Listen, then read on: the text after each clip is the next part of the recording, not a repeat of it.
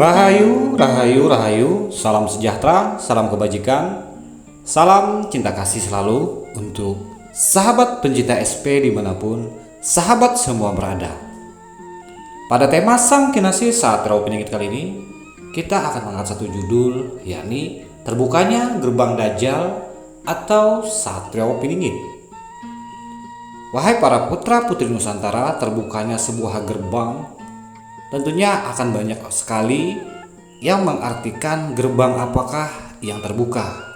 Kemungkinan bagi sebagian kalangan, gerbang langit adalah gerbang yang begitu elok, yang membawa suatu energi besar yang turun di permukaan bumi semesta.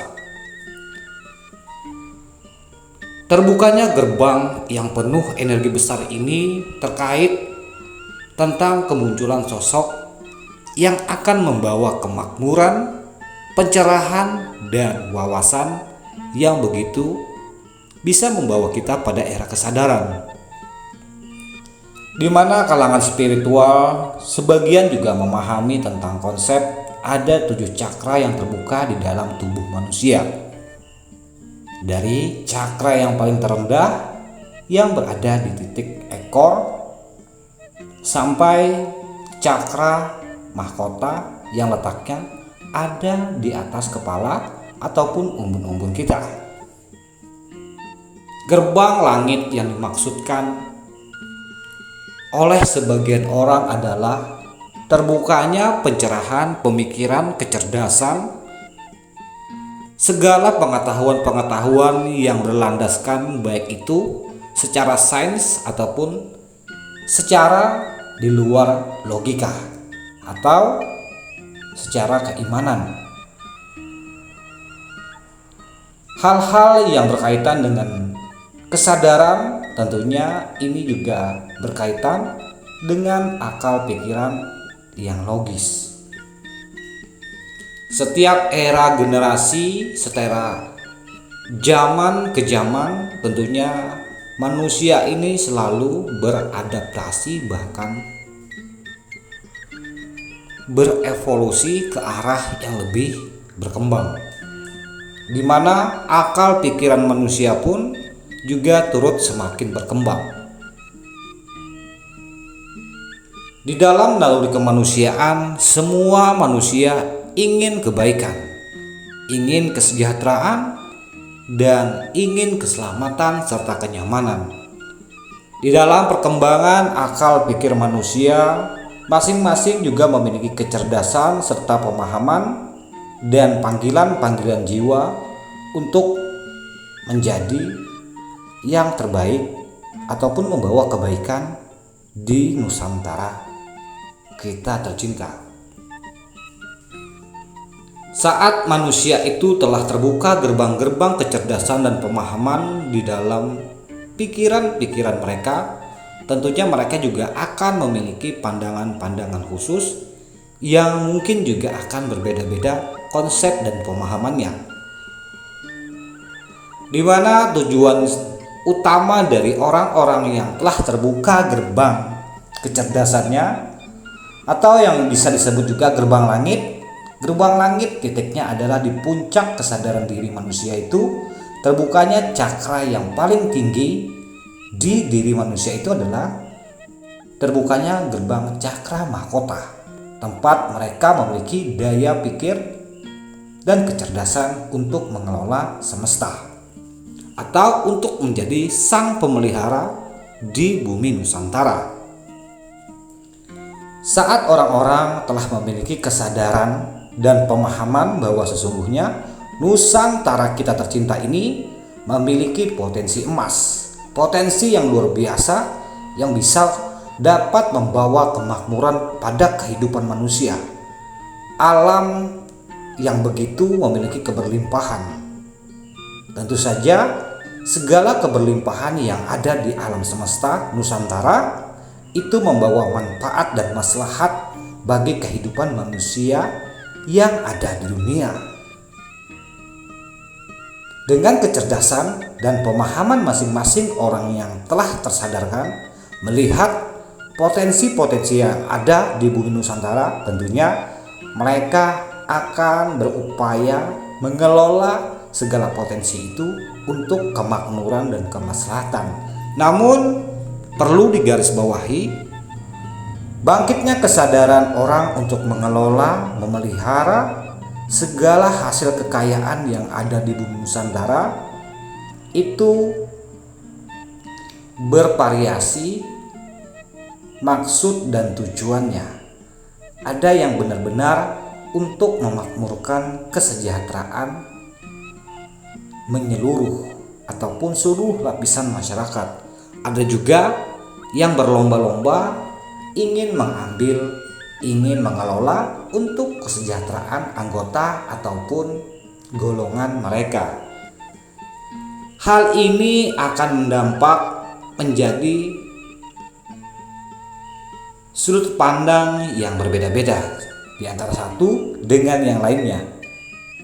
Jika kita mengaitkan dengan kisah Sang Satropiningit, tentunya Sang Kinasih Satropiningit itu memiliki 3 cakra ataupun 3 senjata utama untuk membawa peradaban manusia itu ke era kemakmuran, ke era keemasan, yakni Trisulaweda, di mana di dalam kandungan Trisulaweda yang dibawa oleh Sang Kinasih Satropiningit adalah belajar dari pengalaman sejarah masa silam atau masa lampau, dan dari kejadian-kejadian sejarah masa silam itu dibawa beliau ke kehidupan saat ini untuk menjadi sebuah pelajaran apa tindakan yang akan kita lakukan pada era saat ini untuk menyingsing, menyongsong kehidupan masa yang akan datang. Betapa banyak kejadian-kejadian sejarah, hampir setiap kejadian-kejadian itu mereka memiliki kesadaran. Kesadaran dalam artian mereka menyadari suatu hal yang luar biasa dan memiliki potensi yang luar biasa di dalam memandang suatu peradaban. Seperti contohnya adalah ketika Indonesia atau Nusantara masa-masa awal kemerdekaannya. Di sana para generasi putra-putri Indonesia juga masing-masing memiliki kesadaran, memiliki pemahaman. Dan rata-rata mereka ingin kesejahteraan, mereka ingin kemandirian, kenyamanan dan keselamatan. Akan tetapi dari kesadaran-kesadaran yang mereka miliki, justru tanpa dibarengi dengan kebijaksanaan dan naluri kemanusiaan, itu akan menjadi suatu hal yang akan membawa manusia pada hal yang memabukkan, sehingga akan terjadi lupa daratan, bahkan nilai-nilai kemanusiaan pun akan hilang dari tujuan utama sebelumnya. Perhatikanlah sejarah di awal kemerdekaan Nusantara, di awal kemerdekaan Indonesia. Bagaimana sejarah kelam, tragedi-tragedi yang terjadi di bumi Nusantara. Jika kita tarik garis besarnya, masing-masing individu di saat itu yang sedang berseteru, mereka memiliki pemahaman dan sudut pandang dengan kesadaran mereka masing-masing. Namun ketika masing-masing kesadaran ini justru saling berbenturan, yang terjadi adalah tragedi perpecahan dan pembinasaan. Lantas apa yang akan kita petik dari sejarah dari masa silam, di mana mereka semua merasa memiliki wawasan dan pencerahan, merasa memiliki pemahaman tentang apa akan terbaik untuk Indonesia saat ini dan saat akan yang datang. Perhatikanlah tokoh-tokoh yang saling berseteru di era sejarah awal Indonesia merdeka. Setiap kubu, setiap mereka saling mengunggulkan pendapat mereka untuk membawa Nusantara kepada hakikat yang sebenarnya. Kita jangan lagi sampai tercerai-berai ataupun saling berseteru, bahkan saling teradu domba, saling bermusuhan antar sesama bangsa. Bagaimana sampai terjadi peristiwa yang memilukan di awal kemerdekaan Indonesia, sehingga menjadi catatan kelam tentang peradaban pertikaian saat-saat ingin membangun Nusantara menjadi negeri yang merdeka. Belajarlah dan melihatlah ke era masa silam. Jika masa silam ataupun era sejarah yang pernah terjadi tidak bisa melahirkan tindakan yang lebih baik, tindakan yang lebih membawa pada kedamaian, pada kemaslahatan di era saat ini yang terjadi dari generasi ke generasi akan terjadi zaman yang selalu terulang-ulang. Sebelum kita melihat keadaan saat ini, lihatlah keadaan masa yang lalu, masa lampau. Dan apa perbedaan masa lampau dan masa saat ini? Sepertinya sama-sama memiliki konsep kesadaran dan ingin sama-sama membawa pada era keemasan. Namun yang saya khawatirkan adalah terjadinya sejarah silam terbawa lagi di sejarah yang akan datang.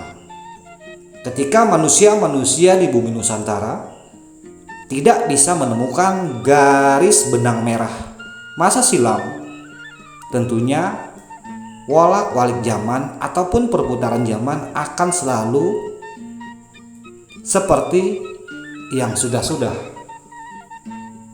Perhatikan dari sejak zaman Nabi, zaman-zaman kerajaan, zaman-zaman kemerdekaan sampai saat ini, di mana orang-orang yang merasa penuh kesadaran tapi mereka justru saling bermusuh-musuhan.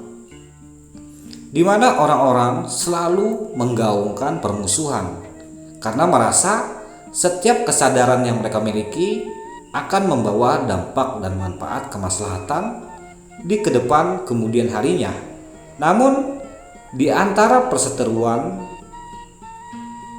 konsep-konsep pemahaman kesadaran mereka justru saling berbenturan dan saling bermusuhan, sehingga cita-cita ingin mensejahterakan kehidupan bangsa harus berkali-kali kandas dan berkali-kali tertindas.